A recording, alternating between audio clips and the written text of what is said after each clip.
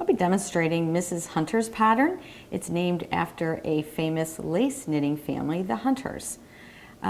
Here I have two, here's the original, and the top part is the original Mrs. Hunter's pattern. I took Mrs. Hunter's pattern and staggered it to get a different effect to it, and that can be found in my free pattern, The Whole Story. But whether you do the staggered version or you do the original version, the stitches are worked the same.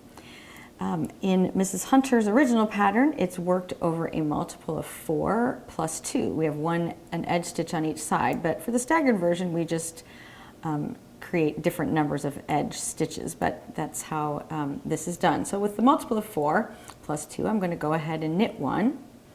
Now, I forgot to tell you that in the pattern, it's a 4-row repeat. The first row is knit, the second row is purl, and I've already done that. So I'm on row 3 of the pattern. So I knit my edge stitch, and now the repeat in Mrs. Hunter's pattern is to slip a stitch, and remember we always slip as if to purl, and then I'm going to go ahead and knit 3, so 1, 2, 3, and then I'm going to go back to that stitch that I slipped, and I'm going to pass it over those 3 knit stitches and off the needle, kind of create that little strand there that straddles it. So yes, I did decrease a stitch, so I'll keep repeating. Slip, knit 3,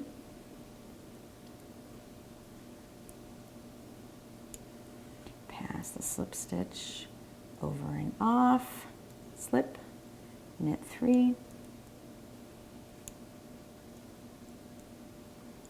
You can probably guess that since we are decreasing on the right side of the fabric, that row 4 is going to be an increase row. So I slipped, knit 3, pass the slip stitch over, and here's my last one, slip 1, knit 3, pass that slip stitch over the 3 knit stitches off the needle, and here I am to my last edge stitch, so I'll just knit that.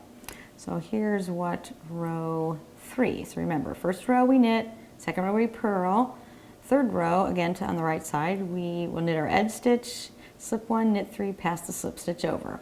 So when I turn to the wrong side, now I need to replace those stitches, or increase, where I took the stitch away by passing the slip stitch over. So to do that, I'm just going to go ahead and purl my edge stitch.